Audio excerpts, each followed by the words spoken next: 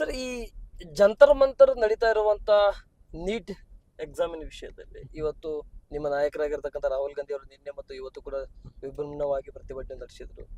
ಇದು ರಾಜೀನಾಮೆ ಕೇಳ್ತಾ ಇದ್ದಾರೆ. ಏನ್ ಅನ್ಸುತ್ತೆ ಸರ್ ಇದ್ರ ಬಗ್ಗೆ ನಿಮ್ಗೆ? ಬೇರೆ ಬೇರೆ ವಿಷಯಕ್ಕ ಮೋದಿ ಅಂತಾರೆ ಖರೆ, ಬಟ್ ಇಂಥ ಸಂದರ್ಭದಲ್ಲಿ ಪತ್ರಿಕೆಗಳ ಉದ್ದೇಶನೂ ಮಾತಾಡೋದಲ್ಲ, ಪತ್ರಿಕೆಗಳ ಪ್ರಶ್ನೆಗಳಿಗೂ ಉತ್ತರಿಸೋದಿಲ್ಲ. ಇದು ನಾವು ಹೊಸ ಪ್ರಧಾನಮಂತ್ರಿ ನಾವು ಕಂಡದ್ದಿಲ್ಲ. ತಮ್ಮ 2028ರ ನಿಲುವಿನಲ್ಲಿ ವಿರೋಧ ಪಕ್ಷದ ಮತ್ತು ಮಾಜಿ ಶಾಸಕರಾಗಿರ್ತಕ್ಕಂಥವ್ರು ಹೇಳ್ತಾರೆ, ನಾನು ತಗೊಂಡ್ಬಂದಿರತಕ್ಕಂಥ ಅನುದಾನ, ನಾನು ಸಚಿವನಾಗಿರ್ತಕ್ಕಂಥ ಸಂದರ್ಭದಲ್ಲಿ ತಂದಿರತಕ್ಕಂಥ ರಟ್ಟಿಹಳ್ಳಿಗೆ ಮತ್ತು ಹಿರೇಕೆರೂರಿಗೆ ತಂದಿರತಕ್ಕಂಥ ಅಭಿವೃದ್ಧಿನೇ ಇವರು ಮುನ್ನಡೆಸ್ಕೊಂಡು ಹೋಗ್ತಾ ಇದ್ದಾರೆ. ಈ ಸರ್ಕಾರ ಜೀರೋ ಆಗಿದೆ. 28ಕ್ಕೆ ಈಗ ಪಡೆದಿರ್ತಕ್ಕಂಥ ಮತದಲ್ಲಿ 100 ಮತವನ್ನು ಕೂಡ ಇವ್ರ ಹತ್ರ ಬರೋದಿಲ್ಲ. ನಮ್ಮ ಸರ್ವಜ್ಞ ಸ್ಕೀಮ್ಗೆ ತುಮಕೂರಿಂದ ಸಿಹಿ ಬರ್ಬೇಕು. ಹೌದು, ಅದು ನನ್ನ ತಾಲೂಕಿನಾಗ ಅದು ನಮ್ಮ ತಾಲೂಕಿನ ನೀರು ಬಂದ್ರು ಸಹ ಅದಿರೋದು ಹರಿಹರ ಮತ್ತು ರಾಣೆಬೆನ್ನೂರು 3 ತಾಲೂಕು ಜಾಗ. ಅದು ಹರಿಹರ ತಾಲೂಕು, ಹರಿಹರ ತಾಲೂಕಿಗೆ ಸಂಬಂಧಪಟ್ಟಂತೆ ಅದು ಆ ಬೆಸ್ಕಾಂ ಅಲ್ಲಿ KPTCL ಹೊನ್ನಾಳಿಯಿಂದ ತುಮಕೂರು ಸಿಹಿ ಬರ್ಬೇಕು. ಇವ್ರಿಗೆ ಅದು ಗೊತ್ತಿಲ್ಲ. ಅವ್ರು ಬಾಗಲಕೋಟೆ ಕೇಳ್ತಾರೆ, ಏನ್ರಿ ಸರ್ವಜ್ಞ ಅಂತ ಕೇಳ್ಕೊಂಡು ಅವ್ನು ಹೇಳ್ಯಾನ, ಅದು ನಮಗೆ ಬರಲಿ ಸಾಹೇಬ್ರ, ಅದು ತುಮಕೂರಲ್ಲಿ ಕರೆಸ್ಬೇಕು ನೀವು ಅಂತ ಹೇಳ್ಯಾನ. ಅಂದ್ರೆ ಎಲ್ಲ ಎಷ್ಟು ಮಟ್ಟಿಗೆ ಇವ್ರು ಚೈಲ್ಡಿಸ್ ಅಂತ ಹೇಳೋದು. ನಾವು ಭಾಷಣ ಮಾಡೋ ಮುಂದ ಉದ್ಘಾಟನೆ ಮಾಡೋ ಮುಂದೆ ಹೇಳ್ತೀವ್ರಿ. ನಾವು BC ಪಾಟೀಲ್ರು ಕೃಷಿ ಮಂತ್ರಿ ಇದ್ದಾಗ ನಾನು ಉಗ್ರಾಣ ನಿಗಮದ ಅಧ್ಯಕ್ಷ ಇದ್ದಾಗ ಆಗಿದ್ದು ಅಂತ ನಾವು ಹೇಳ್ತೀವಿ. ನಾವೇನು ಅವ್ರ ಹೆಸರು ಹೇಳಂಗಿಲ್ಲ ಅಂತಲ್ಲ. ಇವ್ರು ಯಾಕೆ ಚಿಂತೆ ಮಾಡ್ತಾರೆ ನನಗೆ ಅರ್ಥ ಆಗಲ್ಲ. ಇನ್ನೂ ನಾನು ಕಾರ್ಯಕ್ರಮ ಮುಗಿಸಿ ಇವಂದೇನು ಇಲ್ಲ ಅಂತ ಉದಾಹರಣೆ ಸರ್ವಜ್ಞದ ಅಷ್ಟು ಹೇಳ್ತಾರಲ್ಲ, ಇವ್ರು ಕೊಟ್ಟದ್ದು ಬರೀ 20 ಕೋಟಿ ಇರೋದು.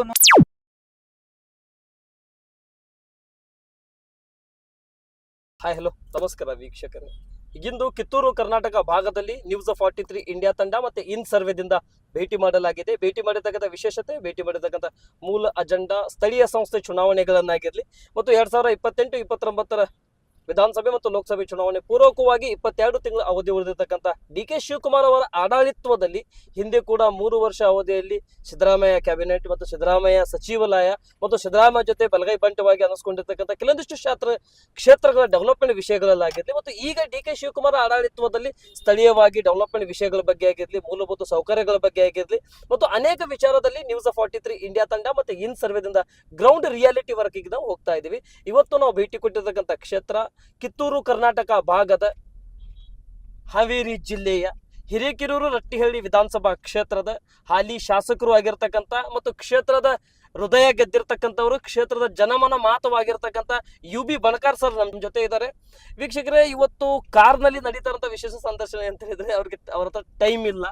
ಅಚಾನಕ್ ಆಗಿ ಈ ಸಂದರ್ಶನ ಕಾರ್ ಯಾತ್ರಾಗಿ ಹೋಗ್ತಾ ಇದೆ. ಬನ್ನಿ ವೀಕ್ಷಕರೇ, ಅವ್ರ ಜೊತೆ ಮಾತಾಡೋಣ, ಈ ಸಂದರ್ಶನ ಜೊತೆಯನ್ನು ಪ್ರಾರಂಭ ಮಾಡಿಕೊಳ್ಳೋಣ. ಸರ್ ನಮಸ್ಕಾರ. ನಮಸ್ಕಾರ. ತುಂಬಾ ಧನ್ಯವಾದಗಳು ಸರ್, ಯಾಕಂದ್ರೆ ನಿಮ್ಮ ಒಂದು ಬಿಸಿ ಸೆಡ್ಯೂಲ್ನಲ್ಲಿ ಕೂಡ ನಮ್ಗೆ ಅವಕಾಶ ಮಾಡಿಕೊಟ್ಟಿದ್ದಕ್ಕೆ. ನನ್ನ ಮೊದಲನೇ ಪ್ರಶ್ನೆ ಬಂದ್ಬಿಟ್ಟು, 3 ವರ್ಷ ಅವಧಿ ಮುಗಿಸಿರ್ತಕ್ಕಂಥ ಸಿದ್ದರಾಮಯ್ಯನವರು ಈಗ 3ನೇ ವರ್ಷ ಮುಗಿಸ್ಕೊಂಡು 4ನೇ ವರ್ಷಕ್ಕೆ ಕಾಲಿಡ್ತಾ ಇರುವಂಥ DK ಶಿವಕುಮಾರ್ ಅವರು ಮತ್ತು ತಾವು ಕೂಡ ಭಾರತೀಯ ಜನತಾ ಪಕ್ಷ ಬಿಟ್ಟು ಕಾಂಗ್ರೆಸ್ನಲ್ಲಿ ಶಾಸಕರಾಗಿ ಬಹಳಷ್ಟು ಕ್ಷೇತ್ರ ಜನತೆಗೆ ಅಭಿವೃದ್ಧಿ ತಂದು ಕೊಡೋದ್ರಲ್ಲಿ ಯಶಸ್ವಿಯನ್ನು ಪಾತ್ರ ವಹಿಸಿರ್ತಕ್ಕಂಥ UB ಬಣಕಾರ್ ಅವರು. ಸರ್, ಈ ಸಿದ್ದರಾಮಯ್ಯ ಕ್ಯಾಬಿನೆಟ್ನಿಂದ ಈ ದಿನಮಾನದಲ್ಲಿ ಇಲ್ಲಿವರೆಗೆ ವಿಶೇಷವಾಗಿ ಯಾವೆಲ್ಲ ಅಭಿವೃದ್ಧಿಯನ್ನು ತರೋದ್ರಲ್ಲಿ ತಾವು ಯಶಸ್ಸನ್ನು ಪಾತ್ರ ವಹಿಸಿದರೆ 2028 ಮತ್ತು ಸ್ಥಳೀಯ ಸಂಸ್ಥೆಗೆ ನಿಮ್ಮ ಯೋಜನೆ ಮತ್ತು ನಿಮ್ಮ ಕಾರ್ಯಕರ್ತರ ಚುನಾವಣೆಗೆ ನಿಮ್ಮ ಬೆಂಬಲ ಏನು ಸರ್? ಮೊಟ್ಟ ಮೊದಲನೇದಾಗಿ ಈ ಅವಕಾಶ ನೀಡಿದ ತಮಗೆ ನಾನು ಧನ್ಯವಾದಗಳನ್ನು ಸಲ್ಲಿಸ್ತಾ ಇದ್ದೀನಿ ಸರ್. Thank you. 2023ರ ಚುನಾವಣೆಯಲ್ಲಿ ಹಿರೇಕೆರೂರು ವಿಧಾನಸಭಾ ಕ್ಷೇತ್ರದ ಜನತೆ ಈ ತಾಲೂಕಿಗೆ UB ಬಣಕಾರ್ ಅವರು ಶಾಸಕರಾಗಬೇಕು. ತದನಂತರ ಕರ್ನಾಟಕದಲ್ಲಿ ಸಿದ್ದರಾಮಯ್ಯನವರ ನೇತೃತ್ವದ ಕಾಂಗ್ರೆಸ್ ಸರ್ಕಾರ ಬರಬೇಕಂತ ಆಸೆ ಆಗಿತ್ತು. 40 ವರ್ಷಗಳ ಇತಿಹಾಸದ ನಂತರ ಹಿರೇಕೆರೂರು ವಿಧಾನಸಭಾ ಕ್ಷೇತ್ರದಲ್ಲಿ ಮೊದಲ ಬಾರಿಗೆ ಒಬ್ಬ ಶಾಸಕ ಮತ್ತು ಒಂದು ಸರ್ಕಾರ ಒಂದೇ ಪಕ್ಷದ್ದು ಬರಲಿಕ್ಕೆ ಅವರ ಆಶೀರ್ವಾದ ಮುಖ್ಯವಾದ ಕಾರಣ. ತಮಗೆ ಗೊತ್ತಿರೋ ಹಾಗೆ ಚುನಾವಣೆಯ ಸಂದರ್ಭದಲ್ಲಿ ಭರವಸೆಗಳನ್ನು ನೀಡೋದು ಸಹಜ. ಹೌದು. ಆದರೆ ಆ ಭರವಸೆಗಳು ಎಷ್ಟು ಮಟ್ಟಿಗೆ ಈಡೇರಿದಾವ ಅನ್ನೋದು ಯಾರಿಗೂ ನಂತರ ಗೊತ್ತಾಗೋದಿಲ್ಲ. ಆದರೆ ಒಂದು ಸುದೈವ, ಕಾಂಗ್ರೆಸ್ ಪಕ್ಷ 2023ರ ಚುನಾವಣೆಯಲ್ಲಿ 5 ಗ್ಯಾರಂಟಿ ಯೋಜನೆಗಳನ್ನು ಘೋಷಣೆ ಮಾಡೋದ್ರ ಜೊತೆಗೆ ಚುನಾವಣೆಯನ್ನು ಎದುರಿಸಿತ್ತು. ಬಹುಶಃ ನಾವು ಯಾರೂ ಸಹ ಆ ಒಂದು ಭರವಸೆಗಳನ್ನು ನಂಬಿರಲಿಲ್ಲ. ಏನೋ ಚುನಾವಣೆ ಬಂದಿದೆ, ಅಭ್ಯರ್ಥಿಗಳು ಏನೋ ಘೋಷಣೆ ಮಾಡ್ತಾರೆ, ಪಕ್ಷಗಳು ಏನೋ ಘೋಷಣೆ ಮಾಡ್ತಾರೆ ಅನ್ನುವಂಥ ಸಂದರ್ಭದಲ್ಲಿ ಎಲ್ಲೋ ಒಂದು ಕಡೆ ವಿಶ್ವಾಸ ಇತ್ತು. ನಾವು ನಂಬಲಿಕ್ಕೆ, ಜನತೆ ನಂಬಲಿಲ್ಲ ಅಂದ್ರೂ ನಾವು ನಂಬಲಿಕ್ಕೆ ವಿಶ್ವಾಸ. ಅಂದ್ರೆ 2013ರಿಂದ 2018ರವರೆಗೆ ಸಿದ್ದರಾಮಯ್ಯನವರ ನೇತೃತ್ವದ ಸರ್ಕಾರ ಏನು ಭರವಸೆಗಳನ್ನು ಕೊಟ್ಟಿತ್ತು ಆ ಸಂದರ್ಭದಲ್ಲಿ ಅವನ್ನೆಲ್ಲವನ್ನು ಈಡೇರಿಸುವಂತ ಕಾರ್ಯವನ್ನ ಅವರು ಮಾಡಿದ್ರು. ಸಿದ್ದರಾಮಯ್ಯನವರು ಪ್ರಣಾಳಿಕೆಯಲ್ಲಿ ಚುನಾವಣೆಯ ಸಂದರ್ಭದಲ್ಲಿ ಏನು ಹೇಳಿರ್ತಾರೆ ಅವುಗಳನ್ನು ಮಾಡೇ ಮಾಡ್ತಾರೆ ಎಂಬ ಭರವಸೆ ಮೇಲೆ ಅಷ್ಟು ಧೈರ್ಯವಾಗಿ ಈ ಒಂದು ಘೋಷಣೆಗಳನ್ನು, ಗ್ಯಾರಂಟಿ ಘೋಷಣೆಗಳನ್ನು ಅವರು ಮಾಡಿದ್ದಾರೆ. ಆವಾಗ ಕಾಂಗ್ರೆಸ್ ಪಕ್ಷದ ಸೋನಿಯಾ ಗಾಂಧಿ ಅವರಲ್ಲಿ, ಪ್ರಿಯಾಂಕರಾಗಲಿ, ರಾಹುಲ್ ಗಾಂಧಿ ಅವರು ಪ್ರತಿಯೊಬ್ಬರೂ ಸಹ ಕರ್ನಾಟಕದ ಚುನಾವಣೆಗೆ ಬಂದಂಥ ಸಂದರ್ಭದಲ್ಲಿ ಗ್ಯಾರಂಟಿ ಯೋಜನೆಗೆ ಒತ್ತನ್ನು ಕೊಟ್ಟಿದ್ರು. ಆ ಸಂದರ್ಭದಲ್ಲಿ ಬಹಳಷ್ಟು ಜನ ವಿರೋಧ ಪಕ್ಷಗಳು ಬೋಗಸ್ ಅಂತ ಕರೆದಿದ್ರು, ಸುಳ್ಳು ಅಂತ ಕರೆದಿದ್ರು, ಇವು ಜಾರಿಗೆ ಬರಲಿಕ್ಕೆ ಸಾಧ್ಯ ಅಂತ ಟೀಕೆಗಳನ್ನು ಮಾಡ್ತಾನೆ ಬಂದಿದ್ರು. ಬಂದ ಕೂಡಲೇ ಮತ್ತೆ ನಾನು ಕಂಡಾಗೆ ವಿಧಾನಸಭೆಯ ಅಧಿವೇಶನದ ಮೊದಲನೇ ದಿನ ಗಲಾಟೆ ಆಗಿದ್ದು ನಾನು ಇದುವರೆಗೂ ನೋಡಿರ್ಲಿಲ್ಲ. ಆ ಸಂದರ್ಭದಲ್ಲಿ ವಿರೋಧ ಪಕ್ಷಗಳು ನೀವು ಗ್ಯಾರಂಟಿ ಯೋಜನೆಗಳನ್ನು ಜಾರಿಗೆ ತರಬೇಕು ಅಂತ ನಮ್ಮ ಪಕ್ಷಕ್ಕಿಂತ ಮುಂಚೆನೆ ಅದನ್ನ ಹಾರಾಡುವಂತ ಒಂದು ಪ್ರಯೋಗವನ್ನು ಅವ್ರು ಮಾಡಿದ್ರು. ಆದ್ರೆ ಸಿದ್ದರಾಮಯ್ಯ ಹೇಳಿದ್ರು, ಗ್ಯಾರಂಟಿ ಯೋಜನೆಗಳನ್ನು ಜಾರಿಗೆ ತರಲಿಕ್ಕೆ ಸಾಧ್ಯ ಆಗದೆ ಹೋದ್ರೆ ಒಂದು ದಿವಸವೂ ನಾನು ಅಧಿಕಾರದಲ್ಲಿರೋಲ್ಲ ಎಂಬ ಮಾತನ್ನು ಅವ್ರು ಹೇಳಿದ್ರು. ಬಹುಶಃ ಆ ಮಾತಿನಂತೆ ಅಧಿಕಾರಕ್ಕೆ ಬಂದ 3 ತಿಂಗಳ ಒಳಗಾಗಿ ಕೇವಲ ಕರ್ನಾಟಕದ ಇತಿಹಾಸ ಮಾತ್ರ ಅಲ್ಲ, ಈ ದೇಶದ ಇತಿಹಾಸ ತಗೊಳ್ರಿ, ಕೇಂದ್ರ ಸರ್ಕಾರದ ಇತಿಹಾಸ ತಗೊಳ್ರಿ, ಅಥವಾ ಯಾವುದೇ ರಾಜ್ಯದ ಇತಿಹಾಸ ತಗೊಳ್ರಿ, ಅಧಿಕಾರಕ್ಕೆ ಬಂದ ಕೇವಲ 3 ತಿಂಗಳ ಒಳಗಾಗಿ 53,000 ಕೋಟಿ ರೂಪಾಯಿಗಳ ಅನುದಾನವನ್ನು ಈ ರೀತಿಯಾಗಿ ಯೋಜನೆ ಕೊಟ್ಟಂಥ ಉದಾಹರಣೆ ಇಲ್ಲ. ಅದನ್ನು ಸಿದ್ದರಾಮಯ್ಯನವರು ಮಾಡಿ ತೋರಿಸಿದ್ರು. ತದನಂತರ ವಿರೋಧ ಪಕ್ಷಗಳ ಹೇಳಿಕೆ ಬೇರೆ ಆಗ್ಲಿಕ್ಕೆ ಶುರು ಆಯ್ತು. ಗ್ಯಾರಂಟಿ ಯೋಜನೆ ಕೊಟ್ಟುಬಿಟ್ರಲ್ಲ ಅನ್ನೋದು, ಇಲ್ಲ ನೀವು ಅಭಿವೃದ್ಧಿಗೆ ಹಣ ಇಲ್ಲ ಅಂತ ಹೇಳಿ ಕೂಗನ್ನು ಪ್ರಾರಂಭ ಮಾಡಿದರು. ಆ ಸಂದರ್ಭದಲ್ಲಿ ಸಿದ್ದರಾಮಯ್ಯನವರು ವಿವಿಧ ಯೋಜನೆಗಳಿಗೆ ಹಣ ಕೊಡುವುದರ ಜೊತೆಗೆ ವಿಶೇಷವಾಗಿ ಕ್ಷೇತ್ರಗಳ ಅಭಿವೃದ್ಧಿಗೆ ತಲಾ 25 ಕೋಟಿ ರೂಪಾಯಿ ಅನುದಾನವನ್ನು ಕೊಟ್ಟರು. ಅದರ ನಂತರ ಮತ್ತೆ 2ನೇ ವರ್ಷ 50 ಕೋಟಿ ರೂಪಾಯಿಗಳ ಅನುದಾನವನ್ನು ಕೊಟ್ಟು ಒಟ್ಟು 2 ವರ್ಷದಲ್ಲಿ 75 ಕೋಟಿ ರೂಪಾಯಿಗಳ ವೆಚ್ಚದಲ್ಲಿ ನಾವು ನಮ್ಮದೇ ಆದ ಆಯ್ಕೆ ಮಾಡಿದಂಥ ಕ್ಷೇತ್ರಗಳ ಅಭಿವೃದ್ಧಿಗೆ ಅವಕಾಶವನ್ನು ಇವತ್ತು ಅವರು ಮಾಡಿಕೊಟ್ರು. ಅದೇ ರೀತಿ ವಿವಿಧ ಯೋಜನೆಗಳಲ್ಲೂ ಸಹ ನಾವು ನೀರಾವರಿ ಯೋಜನೆಯನ್ನು ನಾವು ತೆಗೆದುಕೊಂಡ್ರೆ ನಮ್ಮದು ಮದಗಮಾಸೂರಿನ ಆಧುನೀಕರಣ ಮಾಡ್ಬೇಕಂತಂದು ಬಹಳ ವರ್ಷಗಳ ಕೂಗು. ನಾವು ಪ್ರತಿ ವರ್ಷ ಬಾಗಿನ ಬಿಡುವಂಥ ಸಂದರ್ಭದಲ್ಲಿ ಅಲ್ಲಿ ಅಭಿವೃದ್ಧಿಗೆ ನಾವು ಮಾತಾಡ್ತಾ ಬರ್ತಾ ಇದ್ವಿ. ಬಹುಶಃ ನಮ್ಮ ಆಗಿನ ಮಂತ್ರಿಗಳಾದಂಥ ಶ್ರೀ ಡಿ.ಕೆ. ಶಿವಕುಮಾರ್ ಅವರು ಪ್ರತಿ ವಿಧಾನಸಭಾ ಕ್ಷೇತ್ರಕ್ಕೆ 50 ಕೋಟಿ ರೂಪಾಯಿಗಳ ಅನುದಾನ ಕೊಡ್ತೀನಿ ಅಂತ ಹೇಳಿ ನಮ್ಮ ವಿವೇಚನೆಗೆ ಬಿಟ್ಟಂಥ ಸಂದರ್ಭದಲ್ಲಿ ನಾವು 52 ಕೋಟಿ ರೂಪಾಯಿ ವೆಚ್ಚದ ಆ ಆಧುನೀಕರಣಕ್ಕೆ ತೆಗೆದುಕೊಂಡು ಬಂದು ಅದು ಮಂಜೂರಾಗಿ ಈಗ ಟೆಂಡರಿಗೆ ಹೋಗಿದೆ. ಅದೇ ರೀತಿ ತುಂಗಾ ಮೇಲ್ದಂಡೆ ಕಾಲುವೆ 2001ನೇ ಇಸ್ವಿಯಲ್ಲಿ ಇವತ್ತು ಹಿರೇಕೆರೂರು ಕ್ಷೇತ್ರದಲ್ಲಿ ಹರಿದಿರುವಂಥ ಸಂದರ್ಭದಲ್ಲಿ ಅದರ ಆಧುನೀಕರಣಕ್ಕೆ, ಅದರ ರಿಪೇರಿಗೆ ಅನುದಾನ ಯಾರು ಕೊಟ್ಟಿಲ್ಲ. ಮೊದಲ ಬಾರಿಗೆ ಡಿ.ಕೆ. ಶಿವಕುಮಾರ್ ಅವರು 39 ಕೋಟಿ ರೂಪಾಯಿಗಳ ಅನುದಾನವನ್ನು ಆ ಒಂದು ಕಾಲುವೆಗಳ ಆಧುನೀಕರಣಕ್ಕೆ ಕೊಟ್ಟು ಆ ಕೆಲಸವೂ ಸಹ ಇವತ್ತ ನಡೆದಿದೆ. ಈ ರೀತಿಯಾಗಿ ಎಲ್ಲ ಕ್ಷೇತ್ರಗಳ ಅಭಿವೃದ್ಧಿಗೆ ಇವತ್ತು ಅವಕಾಶವನ್ನು ಸಿದ್ದರಾಮಯ್ಯನವರ ಸರ್ಕಾರ, ತದನಂತರ ಕಳೆದ 1.5 ತಿಂಗಳಿಂದ ಆಡಳಿತ ಮಾಡಿದ ಡಿ.ಕೆ. ಶಿವಕುಮಾರ್ ಅವರು ಸಹ ಅಭಿವೃದ್ಧಿ ಕಡೆ ತೆಗೆದುಕೊಂಡು ಹೋಗುವಂತ ದಿಕ್ಕಿನಲ್ಲಿ ಕಾರ್ಯವನ್ನು ನಿರ್ವಹಿಸ್ತಾ ಇದ್ದಾರೆ. ಕರ್ನಾಟಕ ರಾಜ್ಯದ ಜನಸಾಮಾನ್ಯರು ಮತ್ತು ಮತದಾರರು ಈ 22 ತಿಂಗಳ ಅವಧಿಯ ಸರ್ಕಾರದ ಡಿ.ಕೆ. ಶಿವಕುಮಾರ್ ಆಡಳಿತದ ಮೇಲೆ ಏನು ಭರವಸೆ ಇಟ್ಟುಕೋಬೇಕು? ವಿಶೇಷವಾಗಿ ಯು.ಬಿ. ಬಣಕಾರ್ ಅವರ ಕ್ಷೇತ್ರದ ಮತದಾರರು 22 ತಿಂಗಳ ಅವಧಿಯಲ್ಲಿ ಏನು ಬರಲಿಕ್ಕೆ ಕಾಯ್ತಾ ಇದ್ದಾರೆ ಸರ್? ಒಂದು, ಡಿ.ಕೆ. ಶಿವಕುಮಾರ್ ಅವರ ಕಾರ್ಯವೈಖರಿ ನಮ್ಮ ಊಹೆಗೂ ಮೀರಿದೆ. ಬಹುಶಃ ಅವರು ಕಳೆದ 1.5 ತಿಂಗಳಲ್ಲಿ ನಡೆಸಿರುವಂಥ ಆಡಳಿತ ಮತ್ತು ಅವರ ಮಾತಿನಲ್ಲಿ ಕಂಡು ಬರುವಂಥ ಒಂದು ಸತ್ಯತೆ ಮತ್ತು ಅಧಿಕಾರ ತೆಗೆದುಕೊಂಡ ಮೊದಲನೇ ದಿವಸ ಅವರು ಮಾಡಿದಂಥ ಘೋಷಣೆಗಳು ಯಾವ್ಯಾವ ವಿಭಾಗಕ್ಕೆ ಅವರು ಮಾಡಿದ್ದಾರೆ ಎಂಬುದನ್ನು ನೋಡಿದರೆ ಬಹುಶಃ ಅವರ ಒಂದು ಮುತ್ಸದ್ದಿತನ ಈ ರಾಜ್ಯದ ಆಡಳಿತದಲ್ಲಿ ಹೊಸ ಛಾಪನ್ನು ಮೂಡಿಸಲಿಕ್ಕೆ ಸಾಧ್ಯತೆ ಇದೆ. ಬಹುಶಃ ಯುವ ಜನಾಂಗವನ್ನು ಎದುರಿಸೋದ್ರಿಂದ ಭಾರತ್ ಜೋಡೋ ಅಂತ ಯುವಕರ ಸಂಘ ರಚನೆ ಮಾಡಲಿಕ್ಕೆ ದೊಡ್ಡ ಹೆಜ್ಜೆಯನ್ನು ಇವತ್ತು ಅವರು ಇಟ್ಟಿದ್ದಾರೆ. ಅದೇ ರೀತಿ ಇವತ್ತು ಆ ಒಂದು ಸಂಘಗಳ ರಚನೆಯ ಮೂಲಕ ಯುವಕರಿಗೆ ಸದೃಢವಾಗಿ ಕೆಲಸ ಮಾಡಲಿಕ್ಕೆ, ಅವರಲ್ಲಿರುವಂಥ ಚೇತನಾ ಶಕ್ತಿಯನ್ನು ಬಡಿರಿಸುವಂಥ ಕೆಲಸಕ್ಕೆ ಅವರು ಇವತ್ತು ಕೈ ಹಾಕಿ ಹೆಚ್ಚಿನ ಆದ್ಯತೆಯನ್ನು ಇವತ್ತು ಯುವಜನತೆಗೆ ಕೊಡೋದ್ರ ಮೂಲಕ ಮತ್ತು ನಿರುದ್ಯೋಗವನ್ನು ಓಡಿಸುವ ದೃಷ್ಟಿಯಲ್ಲಿ ನೇಮಕಾತಿ ಮಾಡಿಸುವಂಥ ಪ್ರಕ್ರಿಯೆಯನ್ನು ಅದನ್ನು ಸ್ಪೀಡಾಗಿ ಇವತ್ತು ಪ್ರಾರಂಭವನ್ನು ಇವತ್ತು ಅವರು ಮಾಡಿದ್ದಾರೆ. ಈ ರೀತಿಯಾಗಿ ಅವರು ಕಳೆದ ಇನ್ನು ಉಳಿದ 22 ತಿಂಗಳಲ್ಲಿ ಈ ರಾಜ್ಯದ ಆಡಳಿತವನ್ನು ತೆಗೆದುಕೊಂಡು ಹೋದ್ರ ಜೊತೆಗೆ 2028ರ ಚುನಾವಣೆಯಲ್ಲಿ ಕಾಂಗ್ರೆಸ್ ಮತ್ತೆ ಅಧಿಕಾರಕ್ಕೆ ಬರುವಂಥ ದಿಕ್ಕಿನಲ್ಲಿ ಎಲ್ಲ ಕೆಲಸಗಳನ್ನು 100ಕ್ಕೆ 100ರಷ್ಟು ಮಾಡಲು ಅವರು ಸಫಲರಾಗ್ತಾರೆ. ಎಸ್, ಲಾಸ್ಟ್ ಟೈಮ್ ಹಿಂದೆಗಡೆ ಬಿಜೆಪಿ ಸರ್ಕಾರ ಇದ್ದಾಗ ಅವಧಿ ಮುಗಿದಿರ್ತಕ್ಕಂಥ TP-JDP ಚುನಾವಣೆ ಈಗ ನಿಮ್ಮ ಸರ್ಕಾರ ಅವಧಿಯಲ್ಲಿ ಮುಗಿದಿರ್ತಕ್ಕಂಥ GP ಚುನಾವಣೆ, SIR ಪ್ರಕ್ರಿಯೆಯಿಂದ ಮುಂದೆ ಹೋಗ್ತಾ ಇದೆ ಚುನಾವಣೆ ಅಂತ ಹೇಳ್ತಾ ಇದೆ. ಕಾರ್ಯಕರ್ತರು ಒಂದು ಬೇಸರವಾಗಿದ್ದಾರೆ. ಶಾಸಕರ ಚುನಾವಣೆಗಳನ್ನು ನಾವು ಮಾಡ್ತೀವಿ, ನಮ್ಮ ಚುನಾವಣೆಗೆ ಪದೇ ಪದೇ ವಿಳಂಬವಾಗ್ತಾ ಇದೆ, ಇದಕ್ಕೆ ನ್ಯಾಯ ಸಿಗುವುದು ಯಾವಾಗ ಅಂತೇಳಿ ಕೂಗು ಬರ್ತಾ ಇದೆ ಸರ್. ನಮ್ಗೆ ಗೊತ್ತಿರೋ ಹಾಗೆ ಚುನಾವಣೆ ಪ್ರಕ್ರಿಯೆ ಸರ್ಕಾರ ಮಾಡ್ಬೇಕಂತ ನಿರ್ಣಯ ತೆಗೆದುಕೊಂಡ್ರು ಸಹ ಒಂದಿಲ್ಲ ಒಂದು ಕಾರಣದಿಂದ ಇವತ್ತು ಚುನಾವಣೆಗಳು ಇವತ್ತು ಮುಂದೆ ಹೋಗ್ತಾ ಇದಾವೆ. ಸರ್ಕಾರ ಅದನ್ನು ಮುಂದೆ ಹಾಕೋ ವಿಚಾರದಲ್ಲಿ ಸರ್ಕಾರಗಳಿಲ್ಲ.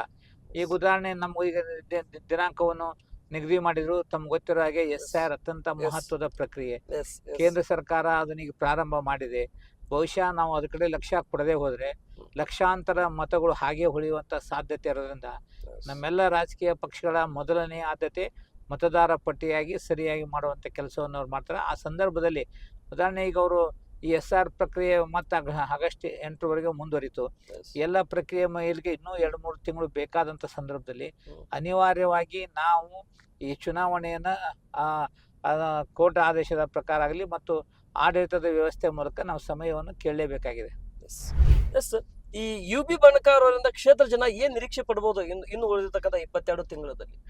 ಒಂದು ಜನಸಾಮಾನ್ಯರಿಗೆ ತಮ್ಮದೇ ಹತ್ತಿರ ಇರುವಂಥ ಒಬ್ಬ ಶಾಸಕ ಬೇಕನ್ನೋದು ಮೊದಲೇದು.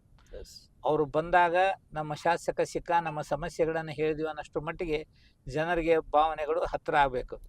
ಕೆಲಸ ಆಗೇ ಆಗ್ತಾವೆ. ಒಂದು ನೀವು ಏನೇ ಕೆಲಸ ಇದ್ರು ಸರ್ಕಾರ ಐತಿ ಶಾಸಕ ಐತಿ ಮಾಡ್ಯಾನ ಅಂತಾರ. ಬಹುಶಃ ಮಾಡ್ಯಾನ ಅಂದಮೇಲೆ ನಾವು ಜನರಿಗೆ ಭಾವನೆಗಳಿಗೆ ತಕ್ಕಂತೆ ಕೆಲಸ ಮಾಡೋದು ನಮ್ಮ ಕೆಲಸ. ಆ ಕಾರಣದಿಂದ ಬಹುಶಃ ನಮ್ಮ ಜನ ಇವತ್ತು ಗ್ರಾಮದ ಅಭಿವೃದ್ಧಿ ಬಗ್ಗೆ ಹೆಚ್ಚಿನ ಒತ್ತು ಕೊಡ್ತಾರೆ, ಶಿಕ್ಷಣದ ಅಭಿವೃದ್ಧಿ ಬಗ್ಗೆ ಹೆಚ್ಚಿನ ಒತ್ತು ಕೊಡ್ತಾರೆ ಮತ್ತು ದೇವಸ್ಥಾನಗಳ ಬಗ್ಗೆ ಹೆಚ್ಚಿನ ಕಾಳಜಿಯನ್ನು ಇವತ್ತು ಹೊಂದಿದ್ದಾರೆ. ಯಾರೇ ಬಂದರೂ ಸಹ ಇವತ್ತು ಹಿರೇಕೆರೂರು ಕ್ಷೇತ್ರದಲ್ಲಿ ಕಳೆದ 3 ವರ್ಷಗಳ ಅವಧಿಯಲ್ಲಿ ನಮ್ಮ ಕ್ಷೇತ್ರದಲ್ಲೇ ಇಷ್ಟು ಯಾರು ಕೊಟ್ಟಿದ್ದಿಲ್ಲ. 25 ಕೋಟಿ ರೂಪಾಯಿಗಳ ವೆಚ್ಚದಲ್ಲಿ 258 ದೇವಸ್ಥಾನಗಳಿಗೆ ಅಭಿವೃದ್ಧಿಗೆ ಹಣವನ್ನು ಇವತ್ತು ನಾವು ಕೊಟ್ಟಿದ್ದೇವೆ. ಅದೇ ರೀತಿ ಇವತ್ತು ಅಲ್ಪಸಂಖ್ಯಾತರ ಕಲ್ಯಾಣಕ್ಕಾಗಿ ಶಾದಿ ಮಾಲ್ ಇರಲಿ, ಮದರಸಾ ರಿಪೇರಿ ಇರಲಿ ಅಥವಾ ಮಸೀದಿ ರಿಪೇರಿ ಇರಲಿ ಅಥವಾ ಅಲ್ಪಸಂಖ್ಯಾತರ ಕಾಲೋನಿಗಳ ಅಭಿವೃದ್ಧಿ ಇರಲಿ ಅಥವಾ ಶುದ್ಧ ನೀರಿನ ಘಟಕಗಳನ್ನು ಅವರ ಕಾಲೋನಿಗಳಿಗೆ ಕೊಡದಿರಲಿ, ಈ ರೀತಿ ಎಲ್ಲವನ್ನು ಮಾಡಲಿಕ್ಕೆ ಸುಮಾರು 14 ಕೋಟಿ ರೂಪಾಯಿಗಳನ್ನು ನಾನು ಅಲ್ಪಸಂಖ್ಯಾತ ಕಲ್ಯಾಣ ಇಲಾಖೆ ಕೊಟ್ಟಿದ್ದೀನಿ. ಇದು ಹಿರೇಕೆರೂರು ಕ್ಷೇತ್ರದಲ್ಲಿ ಅತ್ಯಂತ ಹೊಸದು. ನಾನು ಭಾರತೀಯ ಜನತಾ ಪಕ್ಷದಿಂದ ಕಾಂಗ್ರೆಸ್ಸಿಗೆ ಬಂದವ. ಇದುವರೆಗೂ ಅಲ್ಪಸಂಖ್ಯಾತರ ಮತಗಳನ್ನು ತೆಗೆದುಕೊಂಡಂಥವ್ರು ಅವರು ಮತಗಳನ್ನು ತೆಗೆದುಕೊಂಡು ಅಷ್ಟೇ ಅವ್ರನ್ನ ಮತಗಳಿಗಾಗಿ ನೋಡಿಸಿದ್ರು ಹೊರತು ಅವರ ಅಭಿವೃದ್ಧಿ ಬಗ್ಗೆ ಯಾರೂ ಚಿಂತನೆ ಮಾಡಿರಲಿಲ್ಲ. ಮೊದಲನೇ ಬಾರಿಗೆ ಅವರಿಗೆ ಪೂರ್ಣ ಪ್ರಮಾಣದಲ್ಲಿ ಸರ್ಕಾರದ ಸವಲತ್ತನ್ನು ಕೊಡಲಿಕ್ಕೆ ಇವತ್ತು ಅವಕಾಶವನ್ನು ಇವತ್ತು ನಾವು ಮಾಡಿಕೊಟ್ಟಿದ್ದೀವಿ. ಬಹುಶಃ ಏನೇನು ಇದೆ, ಬಹುಶಃ ಮಂದಿರಗಳದ್ದು ಇರಲಿ ಅಥವಾ ಮಸೀದಿಗಳದ್ದಿರಲಿ ಅಥವಾ ಗ್ರಾಮದ ರಸ್ತೆಗಳಿರಲಿ, ಈಗ ಲೋಕೋಪಯೋಗಿ ಸಚಿವರಾದಂಥ ಶ್ರೀ ಜಾರಕಿಹೊಳಿ ಅವರು ಈಗ ಬೇಕಾದಷ್ಟು ಕೆಲಸಗಳನ್ನು ಇವತ್ತು ಅವ್ರು ನಮ್ಗೆ ಕೊಟ್ಟಿದ್ದಾರೆ. ಬಹುಶಃ ಡಾಂಬರೀಕರಣ ಮಾಡುವಂಥ ರಸ್ತೆಗಳಿರಲಿ ಅವೆಲ್ಲವನ್ನೂ ಸಹ ಇವತ್ತು ಮಾಡುವಂಥ ಕೆಲಸ ಇವತ್ತಾಗಿದೆ. RDPR ಇಲಾಖೆಯಿಂದನೂ ಸಹ ಇವತ್ತು ನಾವು ಕಾಮಗಾರಿಗಳನ್ನು ಮಾಡ್ತಾ ಇದ್ದೇವೆ. ಇವತ್ತು ಬೇಸಿಗೆ ಇತ್ತು, ಸ್ವಲ್ಪ ಕುಡಿಯೋ ನೀರಿನ ತೊಂದರೆ ಆಗಿತ್ತು. ಬಹುಶಃ ನಾವು ಯಾರು ಕೇಳೋದಕ್ಕಿಂತ ಮುಂಚೆ ಮೊನ್ನೆ DK ಶಿವಕುಮಾರ್ ಮೊನ್ನೆ ಬೆಳಗಾವಿಯಲ್ಲಿ ಪ್ರಗತಿ ಪರಿಶೀಲನಾ ಸಭೆಯನ್ನು ಬೆಳಗಾವಿ ವಿಭಾಗದಲ್ಲಿ ಮಾಡಿದಂಥ ಸಂದರ್ಭದಲ್ಲಿ ವಿಧಾನಸಭಾ ಕ್ಷೇತ್ರಕ್ಕೆ ತಲಾ 1 ಕೋಟಿ ರೂಪಾಯಿಗಳನ್ನು ಅನುದಾನ ಕೊಡ್ತೀನಿ ಅಂತ ಘೋಷಣೆಯನ್ನು ಅವರು ಮಾಡಿದ್ದಾರೆ. ಈಗ ನಾವು ಹೋಗ್ತಾ ಇರೋದು ಅದೇ ಮೀಟಿಂಗ್ಗೆ ಹೋಗ್ತಾ ಇದ್ದೀನಿ, ಅದೇ ಸಭೆಗೆ ಹೋಗ್ತಾ ಇದ್ದೀನಿ. ಬಹುಶಃ ಹಿರೇಕೆರೂರು ಕ್ಷೇತ್ರದಲ್ಲಿ ಯಾವುದೇ ರೀತಿಯ ಕುಡಿಯುವ ನೀರಿನ ತೊಂದರೆ ಬಾರದ ದಿಕ್ಕಿನಲ್ಲಿ ಅದನ್ನು ನಾವು ಕಾರ್ಯವನ್ನು ನಿರ್ವಹಿಸ್ತಾ ಇದ್ದೀವಿ. ಬಹುಶಃ ರೈತರು ಯಾವ ರೈತರಿಗೆ ನಮ್ಮ ಊರ ಹತ್ತಿರ ಅಂತ ಪಂಪ್ಸೆಟ್ಗಳನ್ನು ಕೊಡಲಿಕ್ಕೆ ಸಿದ್ಧ, ಅವರಿಗೆ ಬಾಡಿಗೆ ಮೂಲಕ ತೆಗೆದುಕೊಂಡು ನೀರು ಪೂರೈಕೆ ಒಂದು ಎಲ್ಲಿ ಕೊಡಲಿಕ್ಕೆ ಸಾಧ್ಯನೇ ಇಲ್ಲೋ ಅಲ್ಲಿ ನಾವು ಬೋರನ್ನು ಕೊರೆಸುವಂಥ ಒಂದು ಪ್ರಯತ್ನ. ಬೋರ್ ಕೊರೆದಾಗ ನೀರು ಬರದೇ ಇದ್ದಂಥ ಸಂದರ್ಭದಲ್ಲಿ ಆ ಟ್ಯಾಂಕರ್ ಮೂಲಕ ನೀರು ಕೊಡುವಂಥ ಎಲ್ಲ ವ್ಯವಸ್ಥೆಗೂ ನಾವು ಸಿದ್ಧರಾಗಿದ್ದೀವಿ. ಬಹುಶಃ ಅಂಥ ಪರಿಸ್ಥಿತಿ ಇನ್ನೂ ಉಂಟಾಗಿಲ್ಲ. ಇವತ್ತು ಪ್ರಕೃತಿ ಇನ್ನೂ ಸ್ವಲ್ಪ ಅದನ್ನು ಕರುಣೆ ತೋರಿಸ್ತಾ ಇದೆ. ಮೊನ್ನೆ ತಾನೇ ಸ್ವಲ್ಪ ಮಳೆ ಆಯಿತು. ಬಹುಶಃ ಈಗಿನ್ನೂ ನಾವು ಮೋಡದ ವಾತಾವರಣದಲ್ಲಿದ್ದೇವೆ. ಅದನ್ನ ಕುಡಿಯುವ ನೀರಿನ ಸಮಸ್ಯೆ ಇಲ್ಲ. ಬಹುಶಃ ಜನಸಾಮಾನ್ಯರ ದಿನನಿತ್ಯದ ಸಮಸ್ಯೆಗಳನ್ನು ಬಗೆಹರಿಸುವ ದಿಕ್ಕಿನಲ್ಲಿ ಜನರಿಗೆ ಓಡಾಡಲಿಕ್ಕೆ ಬಸ್ ಬೇಕು. ನಾವು ಗ್ಯಾರಂಟಿ ಯೋಜನೆಯನ್ನು ಶಾಲೆಗಳಲ್ಲಿ ಇವತ್ತು ಗೃಹಶಕ್ತಿ ತಂದೆ ಹೆಣ್ಮಕ್ಳು ಬಸ್ನಲ್ಲಿ ಓಡಾಡುವಂಥ ಕಾರ್ಯಕ್ರಮ ಹಿರೇಕೆರೂರು ಕ್ಷೇತ್ರದಲ್ಲಿ 104 ಕೋಟಿ ರೂಪಾಯಿಗಳ ಅನುದಾನ ಇದಕ್ಕೆ ಹೋಗಿದೆ. ಉಚಿತ ಸಂಚಾರಕ್ಕೆ ಸುಮಾರು 47 ಹೊಸ ಸಾರಿಗೆ ವ್ಯವಸ್ಥೆಯನ್ನು ಇವತ್ತು ನಾವು ಗ್ರಾಮೀಣ ಪ್ರದೇಶದಲ್ಲಿ ನಾವು ಮಾಡಿದ್ದೀವಿ. ಇವತ್ತು ಬೆಳಗ್ಗೆನೇ 3 ಸರತಿಗಳನ್ನು ಇವತ್ತು ನಾವು ರಟ್ಟಿಹಳ್ಳಿಯಲ್ಲಿ ಇವತ್ತು ಪ್ರಾರಂಭ ಮಾಡಿದ್ದೇವೆ. ಬಹುಶಃ ಎಲ್ಲೆಲ್ಲಿ ಮಕ್ಕಳಿಗೆ ಸಾರ್ವಜನಿಕರಿಗೆ ಓಡಾಡಲಿಕ್ಕೆ ಅನಾನುಕೂಲತೆ ಇದೆ ಅವನ್ನೆಲ್ಲವನ್ನು ಅನುಕೂಲತೆಗಳನ್ನು ಮಾಡಿಕೊಡುವ ದಿಕ್ಕಿನಲ್ಲಿ ನಮ್ಮ ಕೆಲಸ ಇವತ್ತು ನಡೀತಾ ಇದೆ. ಸರ್, ರಟ್ಟಿಹಳ್ಳಿ ನೂತನವಾಗಿ ಪಟ್ಟಣ ಪಂಚಾಯತಿಯಾಗಿ ಮೊನ್ನೆ ಕೂಡ ಚುನಾವಣೆ ಆಯಿತು, ಅದು ಕೂಡ ನಿಮ್ಮ ತೆಕ್ಕೆಯಿಂದ ಹೊರಗೆ ಹೋಯಿತು. ಆದರೆ ಹೇಳಿ. ಒಂದು ಶಾಸಕರ ದೃಷ್ಟಿಕೋನದಿಂದ ಅಭಿವೃದ್ಧಿ ಚಿಂತನೆಯಾಗಿ ಯಾವ ರೀತಿ ಆ ಪಟ್ಟಣಕ್ಕೆ ಅಭಿವೃದ್ಧಿ ಮಾಡ್ಲಿಕ್ಕೆ ಇನ್ಫ್ರಾಸ್ಟ್ರಕ್ಚರ್ ಡೆವಲಪ್ಮೆಂಟ್ಗೆ ತಾವು ಒಂದು ಕೆಲಸ ಮಾಡುವಂತ ಪ್ರಯತ್ನ ನಡೆಸಿದ್ರಿ. ಅದು ಪಟ್ಟಣ ಪಂಚಾಯತಿ ನಮ್ಮ ಕೈಯಿಂದ ಹೊರ ಹೋಗಿಲ್ಲ. Yes. ಹೆಚ್ಚಿನ ಸೀಟ್ಗಳನ್ನು ನಾವೇ ಗಳಿಸಿದ್ದೇವೆ. ಹ್ಮ್. ಹೆಚ್ಚಿನ ಸೀಟ್ಗಳನ್ನು ನಾವೇ ಗಳಿಸಿವಿ. ಹ್ಮ್. ಈಗ ಅಧ್ಯಕ್ಷ ಆಗಿರುವ ನಮ್ಮ ಕಡೆಯಿಂದ ಬೆಳೆದು ಬಂದಂತವ. Yes, yes, ಅವರು ಹಿಂದೆಲ್ಲ ಬಿಜೆಪಿಗೆ ತಮ್ಗೆ ಗೊತ್ತು. yes, ಅವ್ರಿಗೆಲ್ಲ ಹಿಂಬಾಗಿಲಿಂದ ಅಧಿಕಾರ ಪಡೆದ ರೂಢು, yes, ಪಕ್ಷಾಂತರ ಮಾಡಿಸಿ ರೂಢ. yes, ಹಿಂಗಾಗಿ ಅವರು ಮಾಡಿಸಿದಾರ. ಅದೇನು ಅಧಿಕಾರದ ಪ್ರಶ್ನೆ ಇಲ್ಲ. yes, ಅಧಿಕಾರ ಯಾರಿಗೆ ಬರಲಿ, 3 ಚುನಾವಣೆ ಮುಗಿದು ಹೋಯ್ತು.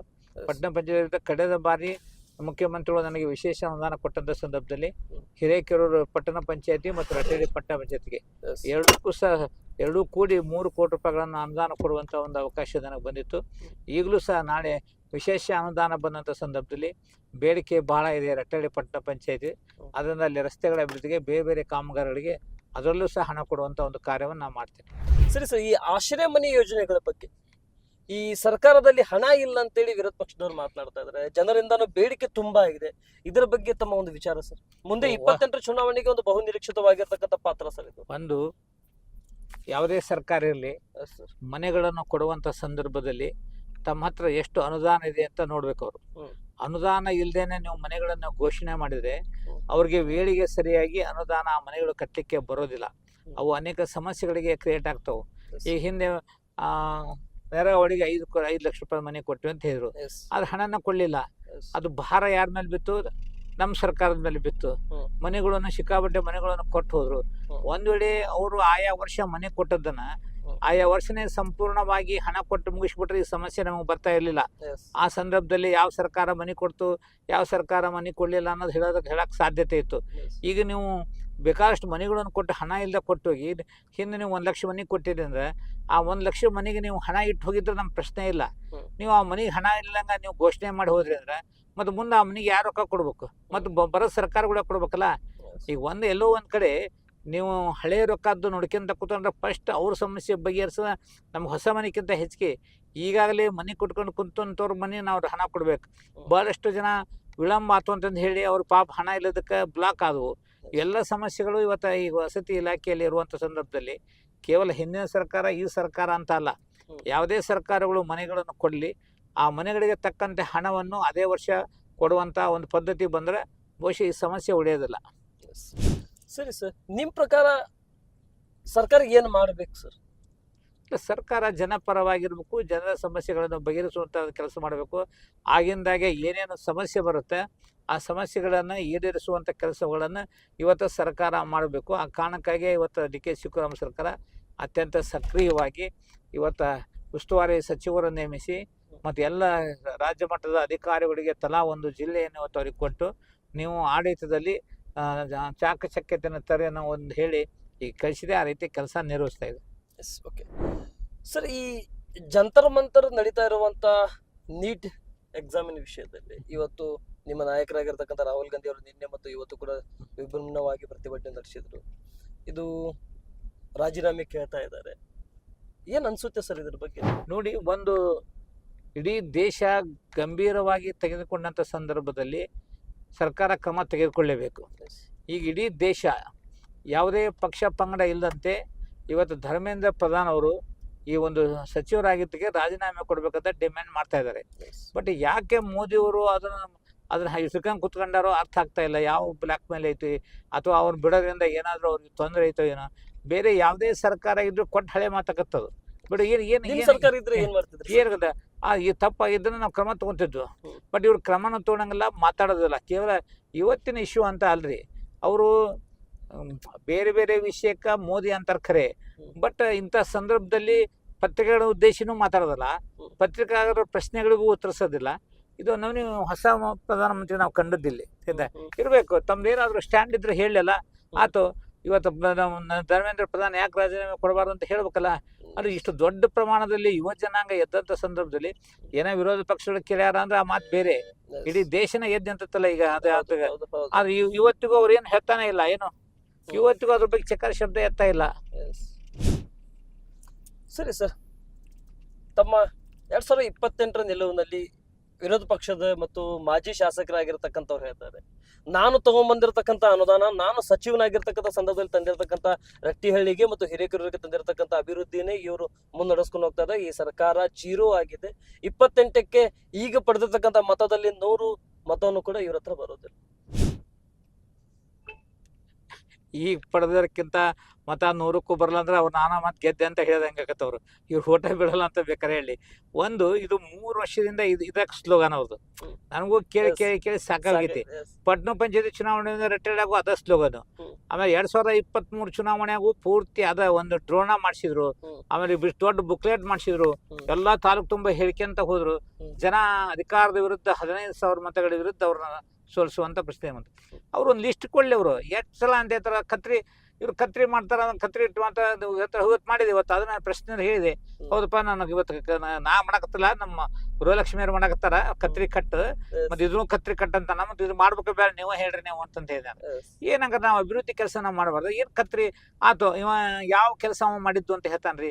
ಅಲ್ಲಿ ನಾನು 2013ರಿಂದ 2018 ನಾನು MLA ಆಗಿನಿ. ಈ ರಾಜ್ಯದಾಗ ಬಹಳಷ್ಟು ಜನ MLA ಹಾಕಾರ, ಮಾಜಿ ಹಾಕಾರ. ಏನ್ ಹುಚ್ಚುತ್ತನ ನನಗೆ ಅರ್ಥ ಆಗೋದಿಲ್ಲ ಇದು. ಅವ್ರವ್ರ ಕಾಲದಾಗ ಅವ್ರವ್ರು ಮಾಡ್ಕೊಂತ ಹೋಗಾರ. ಯಾಕೆ ಚಿಂತೆ ಮಾಡ್ತೀವಿ? ನೀವು ಅಧಿಕಾರದ ಆಸೆ ಇನ್ನೂ ಹೋಗಿಲ್ಲ ನಿಮ್ಗ, ಅಥವಾ ಅಧಿಕಾರದ ಇದೇವಿ ಅಂತ ಏನ್ ಕಲ್ಪನಾ ಐತ ನೋಡ್ರಿ. ನಿನ್ನೆ ವಿಜಯೇಂದ್ರ ಬಂದ್ರು ಎಲ್ಲಿಗೆ, ಆ ಚಟ್ನಳ್ಳಿ ಸೀಮೆ ಸತ್ಯಾಗ್ರಹಕ್ಕೆ. ಅವ್ರು ಶಿಕಾರ್ಪುರ ಬ್ಯಾನರ್ನಾಗ ಅವ್ರು ಸ್ಟ್ರೈಕ್ ಮಾಡಿಸಿದ್ರು, ಬಂದ್ರು. ಇವನೇನ್ ಸಂಬಂಧ ಇಲ್ಲ. ಇವ ಬೆಂಗಳೂರಾಗಿದ್ದ, ಬೆಂಗಳೂರಿಂದ ಮೆಸೇಜ್ ಹಾಕಿದ ಎಲ್ಲರಿಗೂ, ಇಲ್ಲ ಹಿಂಗ ನಾಳೆ ಆ ಚಟ್ನಳ್ಳಿ ತಾಗ ಸ್ಟ್ರೈಕ್ ಐತಿ ಬರ್ರಿ ನೀವು ಅಂತ. ಅದ್ರ ಸರ್ವಜ್ಞ ಏತ ನೀರಾವರಿ ಕರೆಂಟ್ದ್ದು ಗುಡ್ಡ ಮತ ಇವ ಸೇರಿಸಿದ ಮೇಲೆ ಅದ್ರ ಆಫೀಸರ್ ಕಳಿಸ್ಬೇಕ ಬೇಡ್ರಿ. ಅವ್ರು ವಿಜಯೇಂದ್ರ ಅವರು ಎಲ್ಲ ಅವ್ರ ಆಫೀಸರಿಗೆ ಕಳಿಸಿದ್ರು. ಅವ್ರು ಬಂದ್ರು. ಇವ್ ಯಾರಿಗೆ ಕಳಿಸಿಲ್ಲ, ತಾನ ಒಬ್ಬನಾದ ಮೆಸೇಜ್ ಮಾಡಿದ, ಜನರಿಗೆ ಬರಕ್ ಹೇಳಿದ. ಅವ್ರು ಬಾಗಲಕೋಟೆ ಚೀಫ್ ಇಂಜಿನಿಯರ್ ಬಂದ್ರು, ಆ ಸ್ಕೀಮ್ ಬಗ್ಗೆ ಹೇಳಿದ್ರು. ನಮ್ ಸರ್ವಜ್ಞ ಸ್ಕೀಮ್ಗೆ ತುಮಕೂರಿಂದ ಸಿಹಿ ಬರ್ಬೇಕು. ಅದು ನನ್ನ ತಾಲೂಕಿನಾಗ ಅದು ನಮ್ಮ ತಾಲೂಕಿನ ನೀರ್ ಬಂದ್ರು ಸಹ ಅದಿರೋದು ಹರಿಹರ ಮತ್ತು ರಾಣೆಬೆನ್ನೂರು 3 ತಾಲೂಕು ಜಾಗ. ಅದು ಹರಿಹರ ತಾಲೂಕು. ಹರಿಹರ ತಾಲೂಕಿಗೆ ಸಂಬಂಧಪಟ್ಟಂತೆ ಅದು ಆ ಬೆಸ್ಕಾಂ ಅಲ್ಲಿ KPTCL ಹೊನ್ನಾಳಿಯಿಂದ ತುಮಕೂರು ಸಿಹಿ ಬರ್ಬೇಕು. ಇವಾಗ ಅದು ಗೊತ್ತಿಲ್ಲ. ಅವ್ರು ಬಾಗಲಕೋಟೆ ಕೇಳ್ತಾರೆ, ಏನ್ರಿ ಸರ್ವಜ್ಞ ಅಂತ ಕೇಳ್ಕೊಳ್ಳೋ ಅವ್ನು ಹೇಳ್ಯಾನ, ಅದ್ ನಮಗ್ ಬರಲಿ ಸಾಹೇಬ್ರ, ಅದು ತುಮಕೂರಲ್ಲಿ ಕರ್ಸ್ಬೇಕು ನೀವು ಅಂತ ಹೇಳ್ಯಾನ. ಅಂದ್ರೆ ಎಲ್ಲ ಎಷ್ಟು ಮಟ್ಟಿಗೆ ಇವ್ರು ಚೈಲ್ಡಿಸ್ ಅಂತ ಹೇಳೋದು. ಅಲ್ಲೂ ಏನ್ ಭಾಷಣ, ಮತ್ತು ನಾ ಮಾಡಿದ್ದು ಮಾಡ್ಯಾರ, ಕತ್ರಿ ಟೈಪ್ ಮಾಡ್ತಾರ, ಗುದ್ಲಿ ಹಾಕ್ತಾರ ಅಂತ ಅಲ್ಲೂ ಅದ್ದಾಡ್ಯಾರ. ಮೊನ್ನೆ ಕಮ್ಯುನಲ್ ಅಂತ ಹೋಗಿದ್ರು, ಎಲ್ಲಿಗೆ ರಟ್ಟಿಳಿದು ಮತ್ತು ನರೇಗಲ್ಲದ್ದು ಸ್ಟ್ರೈಕ್ BJPದು. ಅಲ್ಲಿ ಅದನ್ನು ಬಿಟ್ರು ಅವರು. ಅದನ್ನು ಬಿಟ್ಟು ಅಲ್ಲೂ ಕತ್ರಿ ಮತ್ತು ನಾನಾ ಮಾಡಿದ್ದು.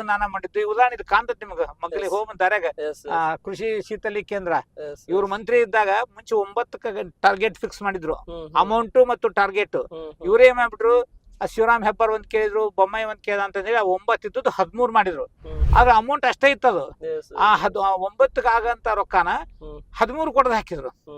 ಆಮೇಲೆ ಅದೆಲ್ಲ ಅರ್ಧಂಬರ್ಧ ಏನ ಅದನ್ನ ತಿರುಗಿ ನಾವು ಚಲುವರಾಯ ಸ್ವಾಮಿ ಅವರು, ಸಿದ್ದರಾಮಯ್ಯ ಅವರು ಹೇಳಿ, ಇದು ಕೇವಲ ನಮ್ದು ಕೊಡೋದು ಅಷ್ಟ ಅಲ್ಲ, ಇಡೀ ರಾಜ್ಯದ ಪೂರ್ತಿ ಏನೋ ರೊಕ್ಕ ಕೊಡಿಸಿ ಅದನ್ನ ಈಗ ಮನ್ ಟೆಂಡರ್ ಆಗಿ ಕೆಲಸ ಶುರು ಮಾಡಿ ಇವನು ಹೇಳ್ಕೊಂತ ನಾವು ಭಾಷಣ ಮಾಡೋ ಮುಂದ, ಉದ್ಘಾಟನೆ ಮಾಡೋ ಮುಂದೆ ಹೇಳ್ತೀವ್ರಿ. ನಾವು BC ಪಾಟೀಲ್ರು ಕೃಷಿ ಮಂತ್ರಿ ಇದ್ದಾಗ ನಾನು ಉಗ್ರಾಣ ನಿಗಮದ ಅಧ್ಯಕ್ಷ ಇದ್ದಾಗ ಆಗಿದ್ದು ಅಂತ ನಾವ್ ಹೇಳ್ತೀವಿ.